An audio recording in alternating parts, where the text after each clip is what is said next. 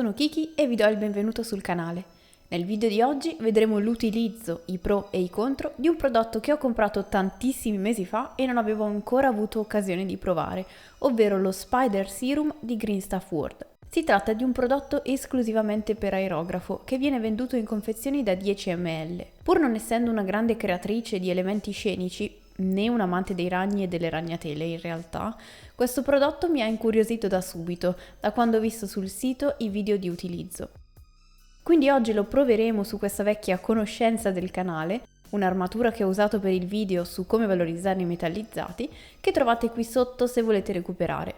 In ogni caso, lei è stata la prescelta e verrà sacrificata per la prova di oggi. Da aitante combattente lo trasformeremo in un'armatura abbandonata in qualche angolo di un castello.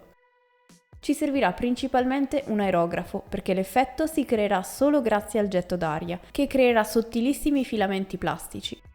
Per info più approfondite sull'aerografo e la pulizia lascio i video dedicati qui sotto, che ho realizzato tempo fa, anche se la pulizia di questo prodotto è leggermente diversa dal solito.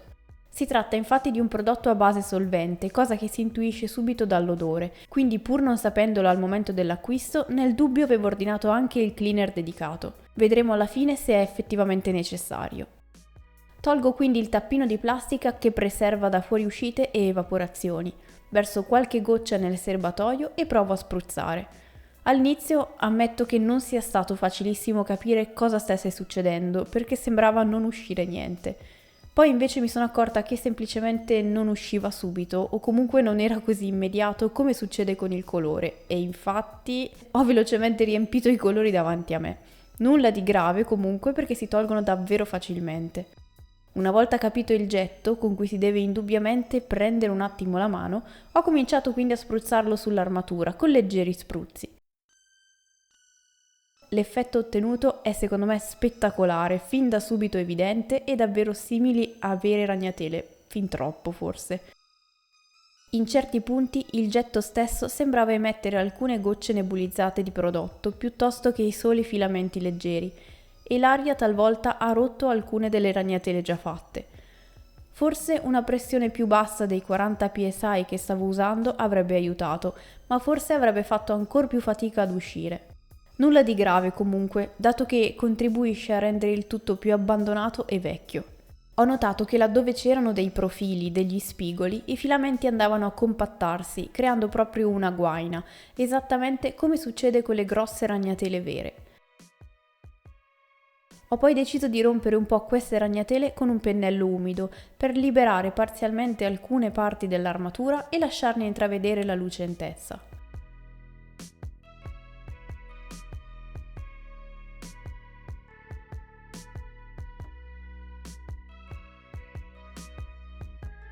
Questo quindi è il risultato finale di una semplice applicazione. Fra poco parliamo delle considerazioni, ma prima vediamo come pulire l'aerografo, argomento che mi sta sempre molto a cuore. Nel serbatoio si nota chiaramente il livello del prodotto, quella sorta di patina che si stava già creando sul fondo. Giusto per scrupolo ho provato con un semplice cleaner per aerografo, che ovviamente non andava bene, dato che non essendo adatto ai prodotti a base solvente rimaneva separato dallo Spider Serum.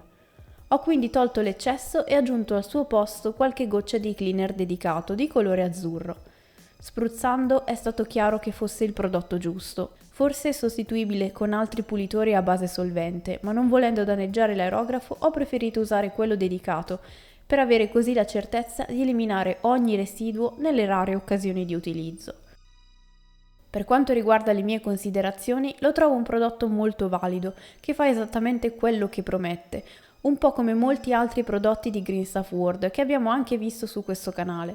Un po' come l'effetto cromato e il ghiaccio, si tratta a mio parere di un prodotto molto circostanziale, quindi non di uso quotidiano, ma specifico per determinate situazioni. Se si tocca o si cerca di togliere le ragnatele, queste non fanno alcuna resistenza e vengono via, senza sporcare niente. Un bene se finiscono dove non dovrebbero, come i miei colori. Un male se si cerca qualcosa di molto fisso e stabile. Lo trovo quindi un prodotto estremamente adatto agli elementi scenici, un po' come si vede nel bellissimo esempio fatto da Green Stuff World stessa nel proprio video di esempio, nel quale danno una struttura alla ragnatela con dei sottili bastoncini di nylon. L'effetto lì è anche migliore, ma come nel mio esempio è molto fragile. Quindi è perfetto per quegli elementi scenici che non vengono toccati spesso, così da creare una bellissima atmosfera senza inficiare la praticità del gioco. Spero quindi che questo breve video in cui provavamo un prodotto decisamente inusuale vi sia stato utile. Fatemi sapere qui sotto nei commenti se anche voi l'avete, se siete rimasti affascinati e incuriositi come è successo a me, come lo utilizzate e se vi trovate bene. Io vi ringrazio di aver visto il video fino alla fine, vi do appuntamento al prossimo e fino ad allora siate creativi!